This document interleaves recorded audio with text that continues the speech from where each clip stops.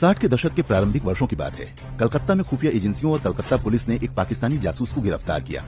उसके पास बरामद हुई डायरी में एक बहुत बड़े फिल्मी सितारे का नाम दर्ज था। उस जासूस से पूछताछ में मिली जानकारी के बाद कलकत्ता पुलिस हवाई जहाज से बंबई पहुंची और सीधे उस सितारे के घर पर दस्तक दी गई। तब तक इस पुलिस कार्रवाई की जानकारी दिल्ली के शीर्ष सत्ता के गलियारे तक पहुंच चुकी थी। तत्कालीन प्रधानमंत्री जवाहरलाल नेहरू को भी बता दिया गया। थोड़ी ही देर में चमत्कार हुआ।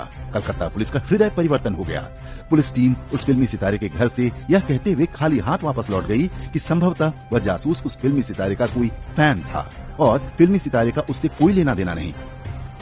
आश्चर्यजनक तथ्य यह है कि उस जासूस से गहन पूछताछ के बाद आनन फानन में फ्लाइट से बंबई पहुंची कलकत्ता पुलिस को यह दिव्य ज्ञान उस जासूस से की गई गहन पूछताछ के दौरान नहीं हुआ, लेकिन बंबई में उस सितारे के घर पहुंचकर उसे वह दिव्य ज्ञान प्राप्त हो गया।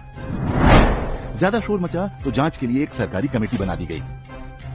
उस कमेटी को तथाकथित जांच के बाद वही दिव्य ज्ञान प्राप्त हुआ जो कलकत्ता पुलिस को पहले ही मिल चुका था।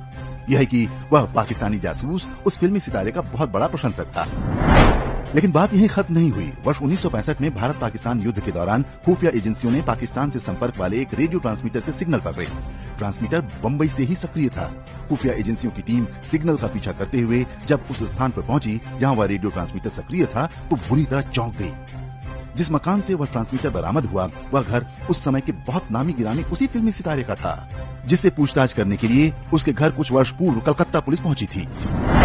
एक बार फिर से चमत्कार हुआ। उस फिल्मी सितारे पर दिल्ली फिर मेहरबान हुई। रेडियो ट्रांसमीटर के विषय में उस फिल्मी सितारे ने बड़ी मासूम सफाई दी कि उसे पाकिस्तानी गाने सुनने का शौक है। भारत में सामान्य रेडियो पर पाकिस्तानी रेडियो प्रतिबंधित है, इसलिए उसने यह ट्रांसमीटर अपने घर में रखा है। इस बार भी उस फिल्मी सितारे की बात को शाश्वत सत्य मान लिया गया। एक जांच कमेटी बनी और उसने भी फिल्मी सितारे के उस वक्तव्य को सत्य घोषित कर दिया। देश को कभी बताया ही नहीं गया कि जो ट्रांसमीटर रखना किसी सामान्य नागरिक के लिए पूर्णतया प्रतिबंधित है और जिसे रखने पर कठोर दंड का प्रावधान है, वह उस फिल्मी सितारे ने कहां से, कैसे और किससे प्राप्त किया। देश की सुरक्षा और गुप्तचर एजेंसियों में जिम्मेदार पद पर कार्यरत किसी व्यक्ति के अतिरिक्त यदि किसी सामान्य नागरिक के पास पाकिस्तानी रेडियो ट्रांसमीटर आज भी बरामद हो जाए तो वह पूरी जिंदगी जेल में सड़ जाएगा। क्या आप जानते हैं कौन था वह फिल्मी सितारा? क्या नाम था उस फिल्मी सितारे का? उस फिल्मी सितारे का नाम था दिलीप कुमार। वही दिलीप कुमार जिसने करगिल युद्ध के समय उसे मिले सर्वोच्च पाकिस्तानी अवार्ड को वापस करने से साफ मना कर दिया था। इसकी चर्चा कहीं किसी मीडिया में आज तक सुनी आपने? जो इक्का दुक्का समाचार आपको काफी प्रयास के बाद मिलेंगे वो इसलिए क्योंकि उनमें दिलीप कुमार की वकालत की गई है। उसे कभी भी प्रश्नों के कटघरे में नहीं खड़ा किया गया।